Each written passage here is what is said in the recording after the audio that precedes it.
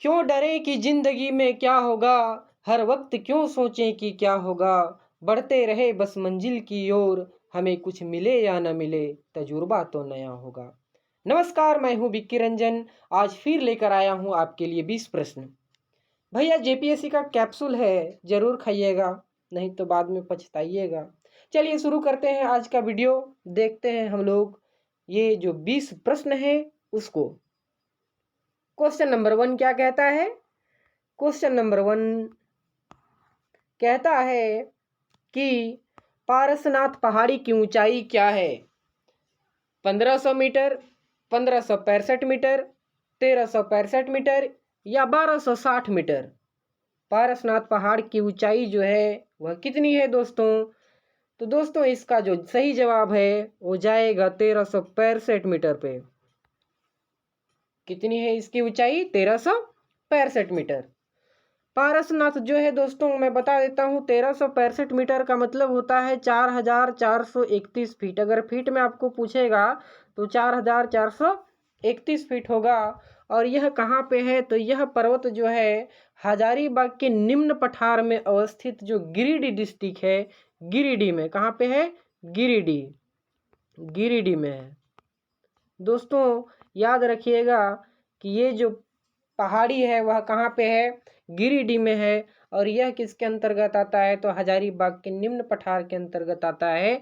जो और कैमूर की जो पहाड़ी है, कैमूर पहाड़ी के अग्र वाला भाग है, आगे वाला हिस्सा है।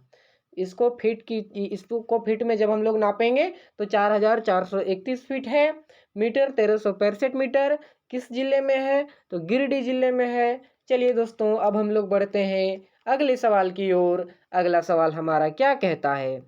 अगला सवाल है बेंटोनाइट जो है निक्षेप। देखिए यहाँ पे थोड़ा सा मिस्टेक हुआ है, निक्षेप। बेंटोनाइट निक्षेप झारखंड में पाया जाता है। कहाँ पे पाया जाता है? तो पश्चिमी सिंहभूम, लोहरदगा, साहेबगंज या फिर जामताड़ा। जी हाँ दोस्तों, बेंटोनाइट निक्षेप जो है वह जामताड़ा में पाया जाता है। कहाँ पाया जाता है? जामताड़ा में पाया जाता है।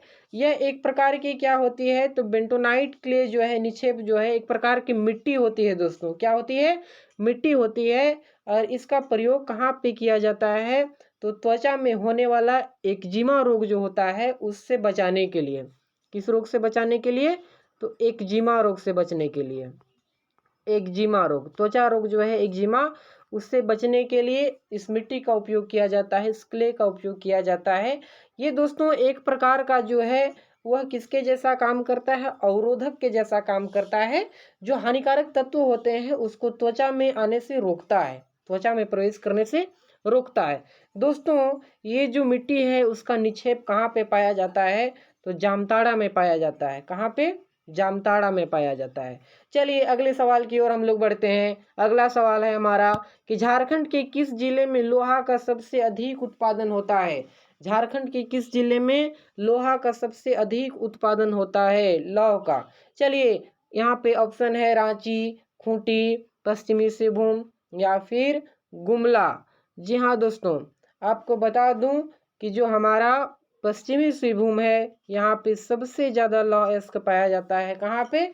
पश्चिमी सिंहभूम। झारखंड का हमको पता है कि झारखंड का जो 90% भाग है वह आर्कियन और धारवाड़ चट्टानों से बनी हुई है। 90% भूभाग जो है झारखंड का वो किससे बना होता है दोस्तों? किससे बना हुआ है? आर्कियन या फिर धारवाड़ चट्टानों से बना हुआ है। आर्कियन या धारवाड़। इसमें क्या होता है? तो लौह अयस्क की मात्रा जो है बहुत अधिक पाई जाती है। लौह अयस्क का निक्षेप जो है वह कहाँ पे है? पश्चिमी सिंहभूम में सर्वाधिक पाया जाता है। और इसी से लौह खनिज निकाला जाता है। हेमेटाइट और मैग्नेटाइट लौह खनिज इसी से निकाला जाता है। हेमेटाइट और मैग्नेटाइट जो है वह किससे निकाला जाता है? लौह अयस्कों से निकाला जाता है। और सबसे ज़्यादा कहाँ पे होता है इसका उत्पादन? तो पश्चिमी सिंहभूम में होता है। चलिए दोस्तों हम लोग अगले सवाल की ओर आगे बढ़ते हैं। अगला सवाल हमारा क्या है? तो शहीद निर्मल महतो पार्क, जिसे झारखंड के झार पार्क प्रोग्राम में सम्मिलित किया गया है, किस जिले में है? रांची, पूर्वी सिंहभूम, हजारीबाग कि पलामू। जी हाँ दोस्तों, इसका सही जवाब जो है आपको पता होगा कि शहीद निर्मल महतो पार्क जो है वो कहाँ पे है? तो हजारीबाग में है। कहाँ पे है दोस्तों? हजारीबाग में है। इसका सही जवाब हो जाएगा सी। दोस्तों आपको बता देता हूँ कि ये जो है निर्मल महतो पार्क, इसको झार प्रोग्राम के अंतर्गत क्यों शामिल किया गया, क्योंकि राज्य के जो प्रमुख पार्क हैं उनका रखरखाव किया जा सके, अच्छे से उनका बचाव किया जा सके, इसीलिए झारखंड सरकार का जो वन मंत्रालय है उसके द्वारा इसे किस में रखा गया है, तो झार पार्क प्रोग्राम में रखा गया है। किसके द्वारा रखा गया है, तो झारखंड सरकार वन मंत्रालय, झारखंड सरकार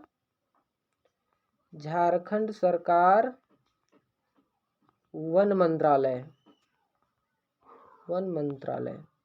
चलिए दोस्तों अगले सवाल की ओर हम लोग आगे बढ़ते हैं।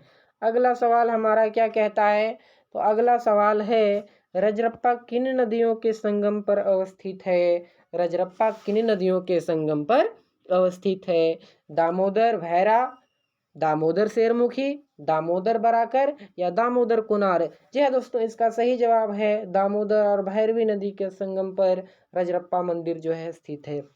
रजरप्पा जो है वह सिद्ध पीठी मंदिर है जो दामोदर और भैरवी नदी के संगम पर है। और यहाँ किसकी मूर्ति है दोस्तों, तो माँ छिन्नमस्तिका की मूर्ति है। किसकी मूर्ति है, तो माँ छिन्नमस्तिका की मूर्ति है। छिन्नमस्तिका का मतलब क्या होता है, जिन्होंने अपना मस्तक खुद ही छीना है, अपना मस्तक जो है खुद ही काट करके। आप देखे होंगे कि उनका जो माथा रहता है एक हाथ में और काटने वाला जो कटारी है वह दूसरे हाथ में रहता है।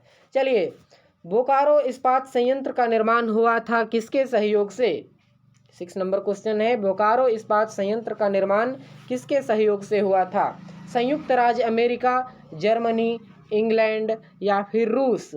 जी हाँ दोस्तों, क्वेश्चन नंबर 6 का जो सही जवाब हो जाएगा वह हो जाएगा रूस। Option number D. कौन हो जाएगा, ऑप्शन नंबर डी रूस।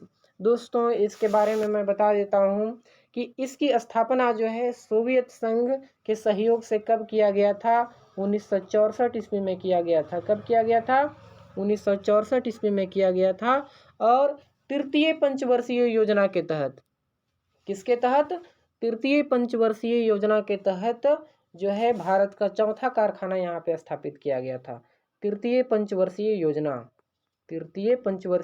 के तहत किया गया था।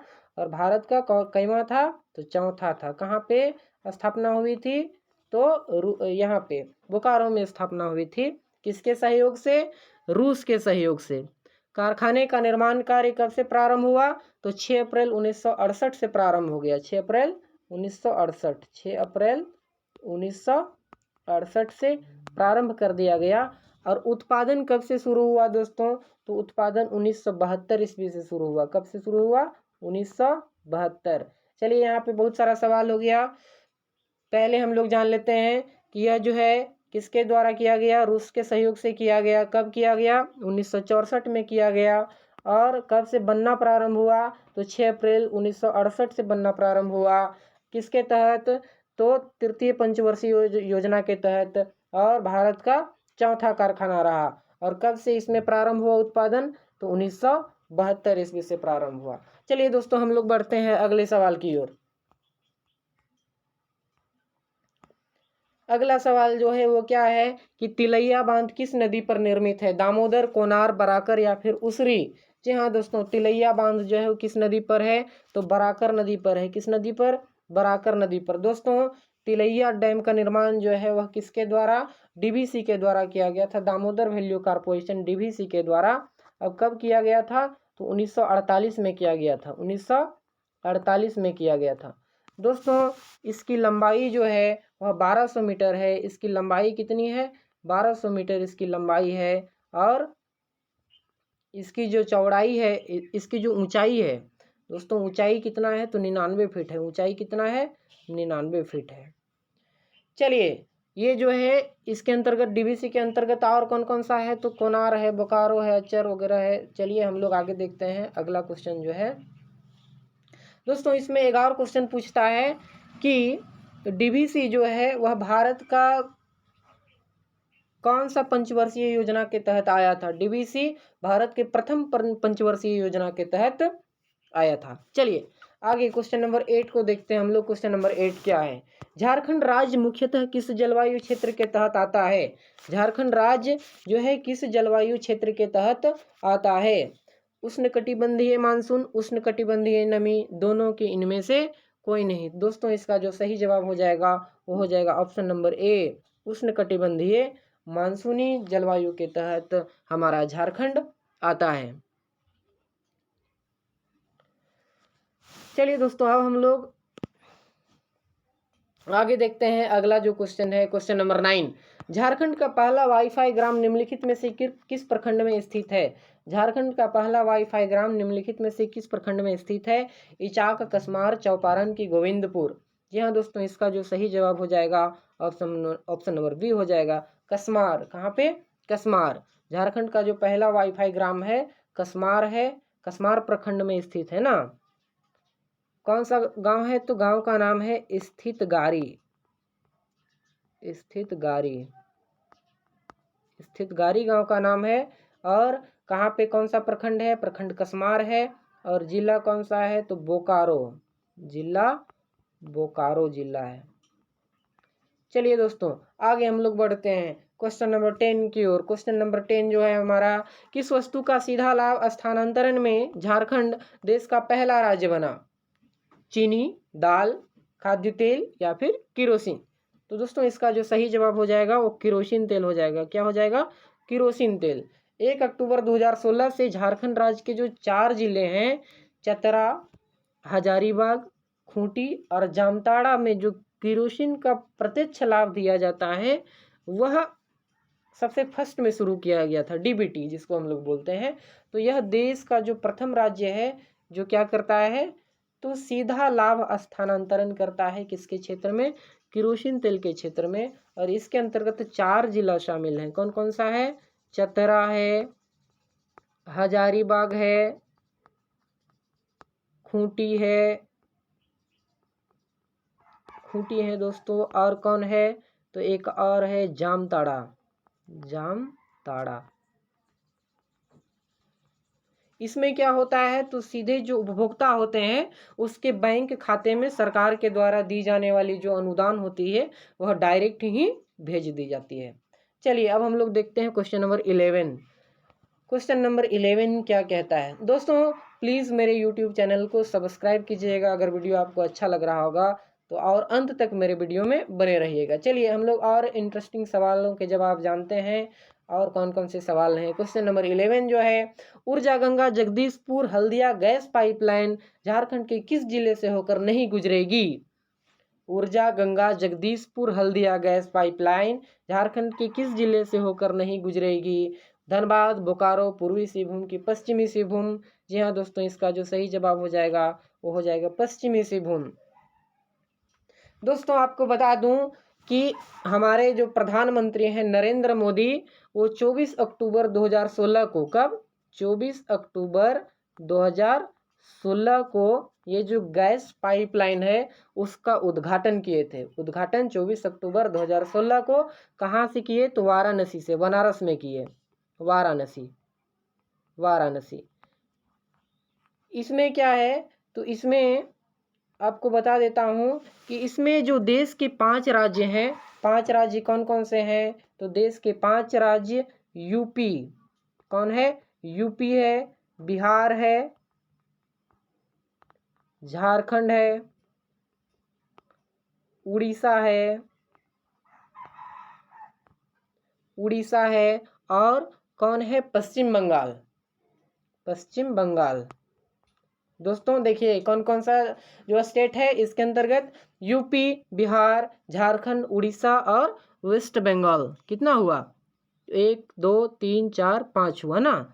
1 2 3 4 5 हुआ। तो ये जो पांचों है इसी से ऊर्जा गंगा जगदीशपुर हल्दिया गैस पाइपलाइन गुजरेगी। और दोस्तों हम लोग अगर झारखंड का बात करें तो पूरे राज्य का बात करें तो 5 राज्य में, और झारखंड का बात करें तो झारखंड के 6 जिले में। कितने जिले में? 6 जिले में इसकी शुरुआत की जाएगी। कौन कौन? तो किस किस जिले से होकर गुजरेगी?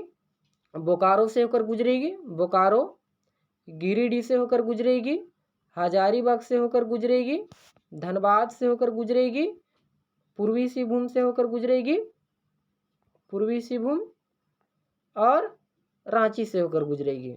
कौन कौन सा फिर से देख लीजिए, बोकारो, गिरिडीह, हजारीबाग, धनबाद, पूर्वी सिंहभूम और रांची। चलिए दोस्तों, अब हम लोग आगे बढ़ते हैं क्वेश्चन नंबर 12 की ओर।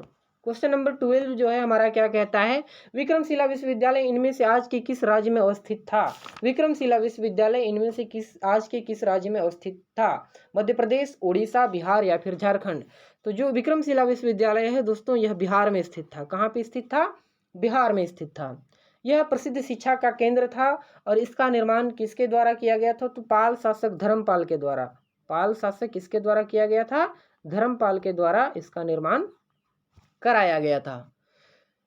चलिए दोस्तों, अब हम लोग आगे देखते हैं अगला जो है, अगला सवाल वह क्या है, इनमें से किस कर व्यवस्था को बंदोबस्त व्यवस्था के नाम से भी जाना जाता है। जाब्ती, दहसाला, नस्क या कानकूत। दोस्तों इसका जो सही जवाब है वो हो जाएगा दहसाला। कौन, दहसाला।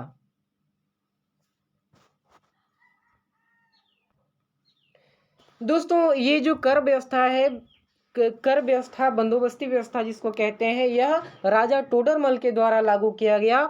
और इसमें क्यों इसको दहसाला बोला गया, क्योंकि इसमें 10 साल 1571 से लेकर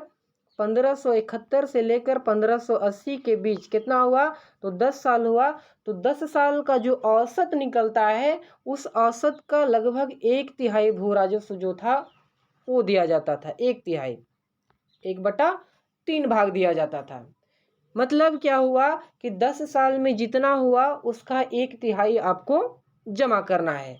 और यही जो है, इसी को नाम दिया गया कर व्यवस्था, कर बंदोबस्त व्यवस्था, बंदोबस्त व्यवस्था। चलिए अब हम लोग आगे देखते हैं, इसको एक और नाम से जाना जाता है दोस्तों, टोडरमल बंदोबस्त व्यवस्था भी कहा जाता है। कौन सा, टोडरमल, टोडरमल।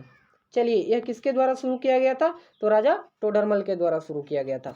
आगे हम लोग आगे देखते हैं, क्वेश्चन नंबर 14 क्या है। क्वेश्चन नंबर 14 है, किस मुगल बादशाह ने तंबाकू के प्रयोग पर निषेध लगाया था। बाबर, जहांगीर, औरंगजेब या फिर मोहम्मद शाह। दोस्तों इसका जो सही जवाब है वो हो जाएगा जहांगीर। कौन हो जाएगा, जहांगीर हो जाएगा। चलिए जहांगीर जो था उन्होंने तंबाकू पर निषेध लगाया था। जहांगीर मुगल बादशाह थे ना। चलिए अगला सवाल हम लोग देखते हैं, ब्रिटिश संसद के सदस्य के रूप में चुने जाने वाले प्रथम भारतीय कौन थे। ब्रिटिश संसद के सदस्य के रूप में चुने जाने वाले प्रथम भारतीय कौन थे।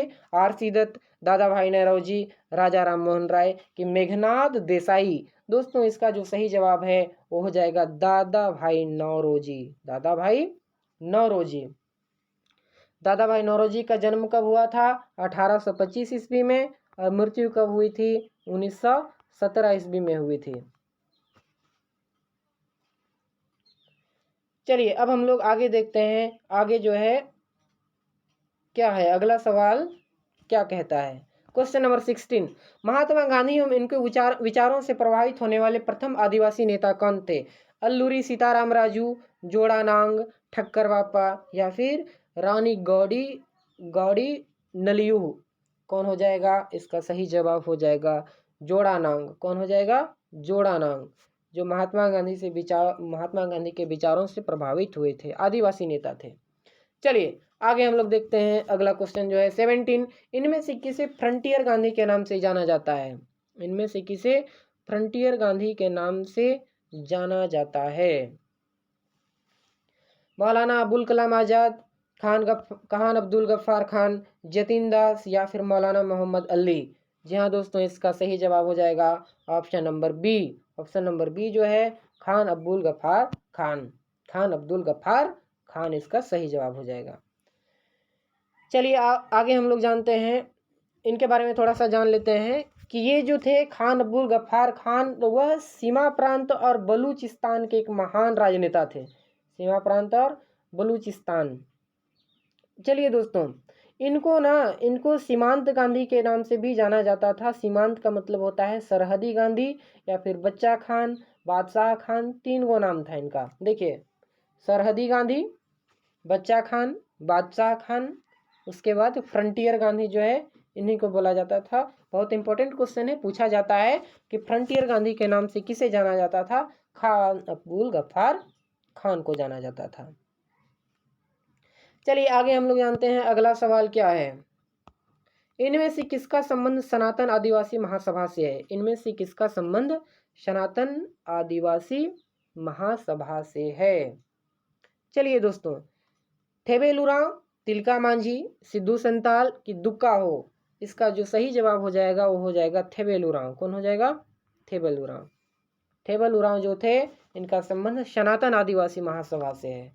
अगला सवाल 19 नंबर जो है, बुद्ध ने पहला उपदेश जो है अपना कहाँ दिया था? काशी, सारनाथ, कुशीनगर की बोध गया? Question number 19। जी हाँ दोस्तों, कहाँ पे दिया था?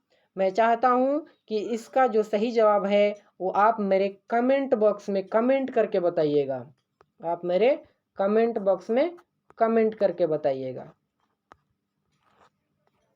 चलिए, ये जो सवाल है मैं आप लोगों के ऊपर छोड़ रहा हूँ, इसका जवाब आप लोग बताइएगा। मैं इसका जवाब अगले वीडियो में बता दूंगा। चलिए दोस्तों, क्वेश्चन नंबर 20 जो है, क्वेश्चन नंबर 20 एंड लास्ट क्या बोलता है? भारत में प्रथम कपास मिल सूती वस्त्र उद्योग की स्थापना किस शहर में हुई थी? मुंबई, अहमदाबाद, बड़ौदा या फिर कोलकाता? तो दोस्तों मैं आपको बता दूं कि जो प्रथम सूती वस्त्र उद्योग की स्थापना हुई थी वह कलकत्ता में हुई थी। कहाँ पे हुई थी? कलकत्ता में हुई थी। लेकिन ये जो है सफल नहीं रहा, कलकत्ता वाला सफल नहीं रहा, और आधुनिक कपास मिल की जो स्थापना हुई वह मुंबई में किया गया, जो अभी सफल है। तो पुराना जो था सबसे प्रथम पूछेगा, सर्वप्रथम तो कहाँ पे? कोलकाता में। कोलकाता में असफल रहा? नहीं रहा, असफल रह गया ना, असफल, सफल नहीं हो पाया। और मुंबई में जो स्थापित हुआ, मुंबई में बाद में स्थापित हुआ, और वहाँ वाला जो है क्या हो गया? सफल हो गया। तो पूछेगा कि सबसे बड़ा अगर मिल पूछेगा कि कहाँ पे है तो मुंबई मारेंगे, और पूछेगा कि भारत में प्रथम कपास मिल की स्थापना कहाँ पे हुई सर्वप्रथम, तो कोलकाता में हुई। दोस्तों वीडियो देखने के लिए बहुत बहुत धन्यवाद। अगर वीडियो पसंद आया होगा तो आप मेरे यूट्यूब चैनल को सब्सक्राइब जरूर कीजिएगा, वीडियो को लाइक कीजिएगा और कमेंट बॉक्स में कमेंट जरूर कीजिएगा। बाय बाय दोस्तों, मिलते हैं अगले क्लास में।